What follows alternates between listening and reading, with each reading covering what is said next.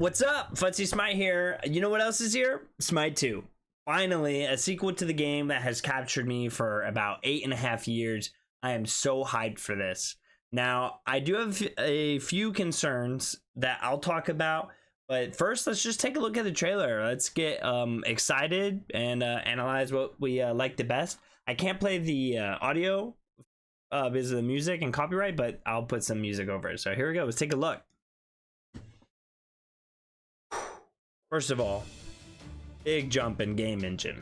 I mean, we can tell here, even if I just freeze frame it, right? Just like lighting effects, glistening off of armor and stuff, like things look more metallic. You can tell just from like, look at the glare in Ymir's hammer. Anyway, I'm just gonna let it play out, but I'm just pointing it out. It looks sick compared to what we have now.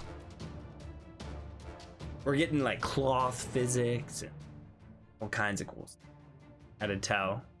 The punch of abilities and stuff is sick. Loki confirmed. I too.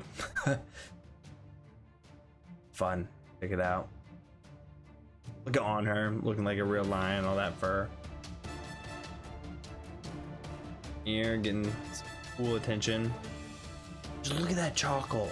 Look at all that lightning. I'm excited, you can tell. Unreal 5, baby. I mean, personally, we can get into that in a second, but right, here it goes. Smite 2, everybody. I don't know another game that was running in Unreal Engine 3 for as long as Smite was. It's kind of crazy to think that we're taking a leap, and a leap this big. I think that kind of engine leap for just developing a game is deserving alone of the two. Now I'm excited for the changes they're bringing, and they seem to really put an emphasis on making sure Smite 2 feels like Smite 2. They don't want like a Overwatch situation, which they do have to be careful of. My first concern though really is with the Smite skins. As somebody who has played a long time in Smite, I have acquired a lot of skins. At first I spent very little money in the game, and then as I got more and more invested, as you do, I acquired and bought more and more skins. And realistically, I knew if there was going to be a Smite 2, I knew surely it wouldn't have all of our old skins, mainly because Hi-Rez and Titan Forge Studios is a business, and it makes sense for them to raise funds in a way that it makes sense for them to raise funds in a way that benefits them, under the illusion that we are also very lucky. And I think that's exactly what is happening here. Like, they announced a legacy gem system where all the gems that you spent in the first game, what we're playing now, you get in Smite 2, but you can use those legacy gems to only buy 50% of a new skin. So basically everything's half off until you run out of those legacy gems, which is very nice. It's very convenient, and I get that it's the best way for them to make money, most likely too, because that puts us into a mindset that we're very ready and want to buy a skin. What? It's half off, and you know, blah blah blah. You know, if you buy any skin in year 11 of Smite, it'll cross over to Smite 2 and stuff, so that's good.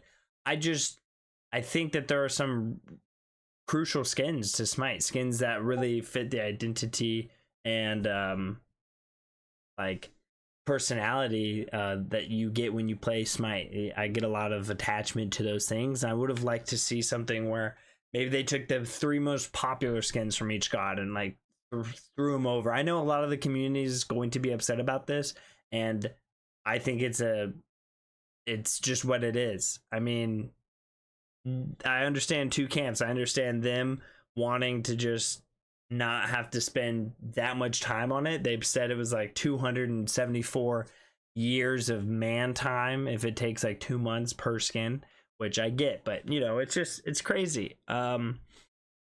So yeah, I'm excited for the long awaited gods revealed, Newt and Hecate. That's awesome. I know that they said there's going to be like 5 new ones on like official release of Smite 2, and they're reworking the building style. It's going to shake up a lot for the long-time Smite players. I don't think it's bad exactly. It's just going to be a hurdle. I think, in fact, it'll be exciting, but it's still like a hurdle for us to jump over. Some of us have become very accustomed to that like build style and our double relics and physical or magical. But I have faith that in their best interest, they want to make it a better system, and I hope that just leads us to a place that's fairly balanced and we still feel impactful and good in that regard. I'm still hesitant. But I still believe that whoever enjoys Smite now and the gameplay from Smite now, like the battling and the engaging, and just going in on ultimates and the feel of combat, I feel like those people will adapt to whatever new build system and other features they put into Smite 2, because the DNA is still pretty core, and that most of the Smite community, because we're a pretty loyal community, we're a very involved community. The people who play Smite and have been for the past, I'd say 4 or 5 years especially, are super loyal, and they'll stick with it and they'll adapt. My closing thoughts here, kind of that we needed an update in the formula, in addition to both the graphics and the feeling of Smite. I really think Titan Forge Studio has a chance to attract a wider audience, and I'm someone who would love to have new people come to my game more regularly and get immersed and involved and attached to the gods and characters that I like and have brought me enjoyment for the past few years of my life. And I think that's awesome if done correctly. I finally got a nice gaming computer, and I'm so excited, one that's like future proof, and I'm excited to see the new graphical changes and really like just feel those I mean, I'm gonna notice them night and day because I've played so much of Smite 1, and I'm hoping a lot of those pesky bugs and UI bugs and weird custom game antics are just gone with this new style. So I'm super excited. I think it's overall good.